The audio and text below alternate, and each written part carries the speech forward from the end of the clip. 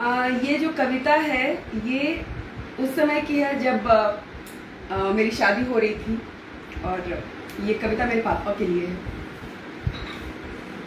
एक बेटी किस तरह से जब पिता से जुदा होती है तो वो लिखती है।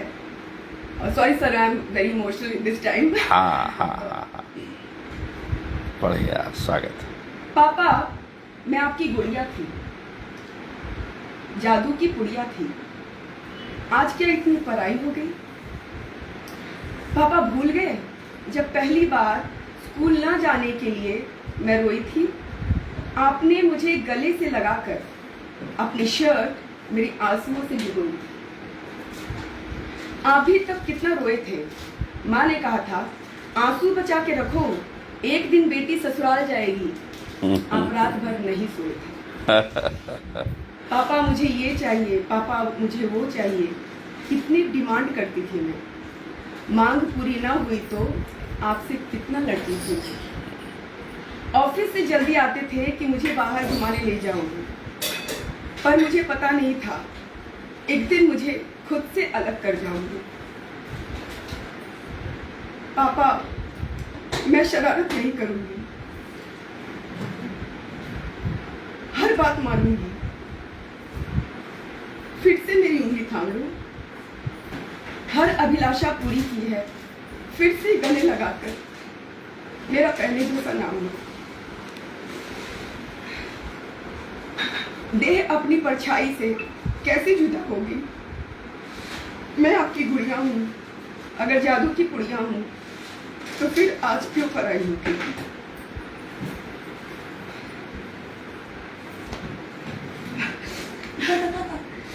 बहुत इमोशनल सर। डिम्पल, क्या पूरा नाम क्या बोलती हैं आप? मेरा नाम डिम्पल मिश्रा है। अच्छा, इस कविता पर आप कुछ कहेंगी? ये तो कहने लायक रही नहीं है खुद। हाँ, ये यानी ये मतलब सरिता दीक्षित। हाँ हाँ, सरिता मैम तो बहुत इमोशनल है। इतनी इमोशनली मैं अपने आप को एक्सप्रेस नहीं कर पाती हूँ, बट इन्होंने जो जो कहा है मुझे लगता है कि हर लड़की वो फेस को फील करती है एंड इन्होंने भी उसको टच किया है। तो मुझे पर्सनल लेवल पे एक बार के लिए मुझे भी मेरी शादी का दिन याद आ गया था कि हाँ, इसी तरह से यही चीज़ मैं भी उसको एक्सपीरियंस कर चुकी हूँ। आप दोनों की आयु में कितना अंतर है? अप्रॉक्स 10 साल का। अच्छा, नहीं बताऊंगी। नहीं अब बता तो दिया, अब 10 साल बड़ी है। हो गया, उससे ज़्यादा मैं इतनी बड़ी नहीं हूँ। इतनी अपनी एज मत बताओ, नहीं मैं बताऊंगी। और मैं ज़्यादा यंग दिखती हूँ, अलग बात है। ये अलग बात है, पर ऐसा नहीं कि मेरी एज कम है। नहीं पर हाँ है, ये तो 10 से 15 साल। ओके। चलिए अगली रचना खोलिए। लगती है मैंने बेटी सोचा था एक बार को। इतनी जाती भी मत करो। नहीं कि छोटी ना बेटी बहन नहीं लगती अगर हाँ लगती है आजकल, ऐसा नहीं है। नहीं वो पहले से ही लगती हैं, ऐसा कुछ नहीं। अब कुछ हंसा देने वाली सर कुछ भी, हाँ पढ़िए आप। ओके, तो मैं एक्चुअली मैं चमचे आपको असल में जो है भूमिका का बहाना करके इस फेसबुक लाइव के लिए ही बुलाया गया है। मुझे पता था ये इसलिए मैंने कहा था प्रिंट ले आना। पहले ही सोच चुकी थी कि ऐसा होने ही वाला है। अब अगर कोई हमारे घर आए और ये फेसबुक लाइव ना कराए ये तो वो नाराज हो जाएगा जो आया। मुझे तो नहीं, मुझे नहीं। ठीक है, तो मैं एक हास्य व्यंग हाँ चाहूंगी। ठीक है बेटा। हाँ ऑफिस में चमचे जो होते हैं लोग, वो कैसे होते हैं। हाँ एक्चुअली हमने भी ये फेस महसूस किया है। हाँ। और ऐसा नहीं कि हमारे भी कुछ लोग चमचे हैं, राइट? तो नहीं, तुम्हारे नहीं, आप उस लेवल पे हो कि आपके चमचे हो सकते हैं। मेरे उस लेवल पे कुछ ऐसे होते हैं, चमचे के नाम पे होते क्या है वो मैं बताती हूँ। नहीं, मेरे भी रह चुके हैं। Yes. तो चमचों की क्या बात करूं, उनकी महिमा है अपरंपार। जिनकी बुद्धि का पार नहीं, जुगाड़ों में भी जुगत अपार। बिल्कुल बिल्कुल। जो भी हो पात्र भरा समुख, उनको खाली कर जाते हैं। जब काम निकल जाए उनका, खाली भांडा भी बजाते हैं। इन अपने मतलब के लिए तो ये औरों की भी मिट्टी खोदे। खिलने को मनचाही हसरत, गैरों के लिए कांटे बोले। ये चमचे प्रायः दफ्तर के हर शाखा में मिल जाते हैं। जिन्हें देख हर बॉस की आशाओं के पर लहराते हैं। वाह। पर बॉस को भी मालूम नहीं, करते कैसी कैसी ये कपट। बॉस के संरक्षण में रहकर बॉस को ही लगाए चपट। ये ऐसे कौम से आते हैं, इनकी ना कोई जात है ना धर्म, ये ऐसे कौम से आते हैं। अदृश्य आरक्षण जो पाए, बॉस को भी अदले बदले, गर नया ये मौका पा जाए। ये शिकार उनका करते, जो लाभ इन्हें पहुंचाते हैं। तलवे भी उनकी चाटे ये, जो काम में इनके आते हैं। वाह। मक्खनबाजी का गुण लेकर ऑफिस की शान बढ़ाते हैं। जो इस गुण से नावाकिफ हो, एड़ी घिसते रह जाते हैं। ना इनका सच्चा मित्र कोई, ना ही कोई पक्का दुश्मन।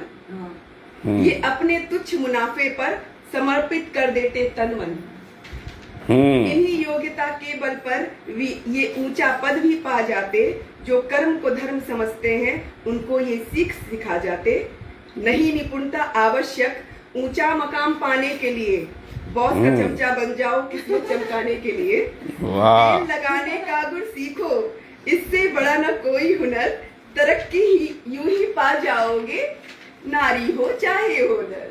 वाह वाह वाह वाह वाह वाह वाह। सर आई थिंक इससे ज्यादा कविता मत पढ़वाइए, नहीं तो सारी कविता आ गई। नहीं नहीं नहीं, अभी तो 2-4 मिनट ही हुए हैं, कुछ और पढ़िए। अच्छा। हाँ। सब पूरी किताब आज में पढ़ी थी? नहीं नहीं नहीं, ऐसा कुछ नहीं है। अभी आपने बहुत लिख रखा है। हाँ। आपने इतनी तारीफ कर दी, वही मेरे लिए बड़ी बात है ना। ये सड़क का मैं एक छोटी सी कविता सुनाऊंगी जो मैं अक्सर रोज जब ड्राइविंग करके आती हूँ स्कूल की तरफ, तो मैं अक्सर देखती हूँ कोई ना कोई पशु पक्षी या कोई ना कोई मनुष्य, मतलब हर एक महीने में मैं कोई ना कोई दुर्घटना देखती हूँ। हाँ। तो इसी पे मैंने सड़क के ऊपर एक छोटी सी कविता। देखिए, ईश्वर करुण जी चेन्नई से लिख रहे हैं, हमारे मित्र।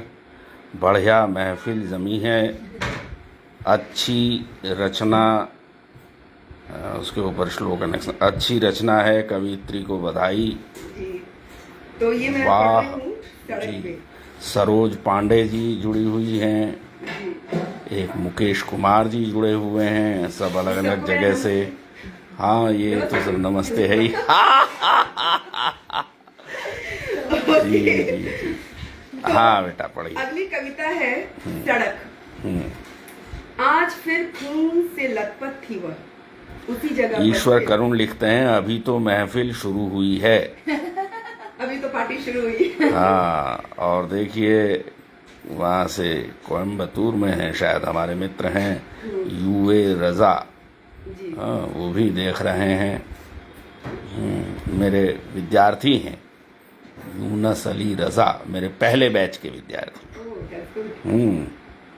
हाँ, पढ़िए। तो सड़क आज फिर खून से लथपथ थी वह, जगह पर फिर एक मासूम की पड़ी थी लाश। वह चीख रही थी, रुक जाओ थोड़ी देर के लिए, मगर अंधाधुंध उसे रौंदती दौड़ रही थी गाड़ियां बधावा। जाने कितनी दूर तक गई थी वे लाल लकीरें, बताते हुए कि फिर कोई हादसा हुआ है। आज फिर कोई बेगुनाह शिकार बना सड़क का, फिर किसी गुनाह का उस सड़क, फिर किसी का गुनाह उस सड़क के नाम हुआ है। बस इतनी सी छोटी सी कविता है। बहुत मैंने पढ़ी थी ये कविता, और जो है इससे अच्छा इस तरह की कविताएं जो हैं उनसे ये पता चलता है कि आपका जो रेंज है वो काफ़ी वाइड है। हाँ, ऐसा नहीं कि एक ही प्रकार की चीज़ें हों। और जब मैं ये कह रहा हूँ तो मेरा कहने का मतलब है अब और जो आपकी सामाजिक विषयों पर रचनाएं हैं वो पढ़ें। मैं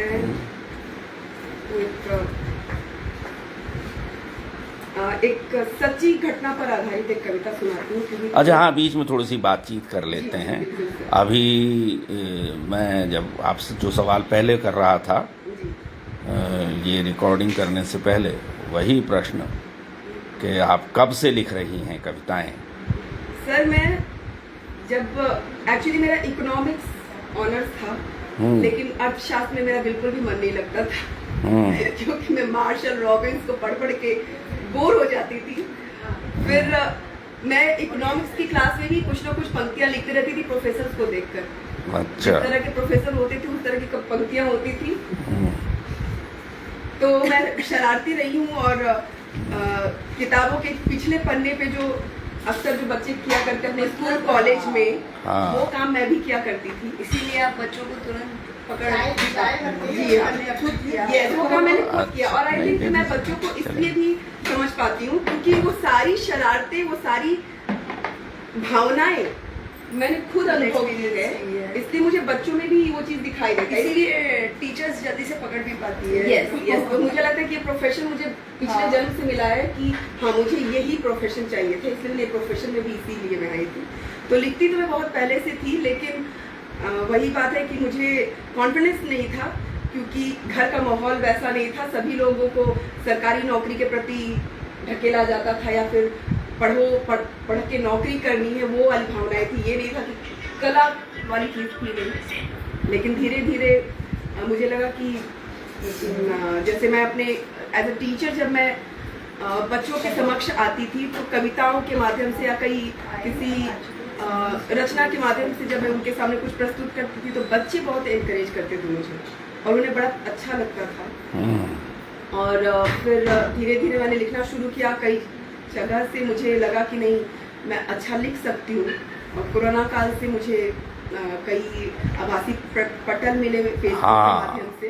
बिल्कुल बिल्कुल। तो वहाँ पे रचनाओं को मैं भेजती थी, रचनाएं बहुत प्रशंसित होते थे और उसके लिए पुरस्कार भी दिए जाते थे। तब मुझे लगा कि अब मैं इसको कंटिन्यू करूँ, तो बस ऐसे ही लिखना शुरू किया सर मैंने। हाँ, तो हम इसे कंटिन्यू करेंगे, लेकिन पहले चाय पी लेते हैं। जी, थैंक यू सो मच।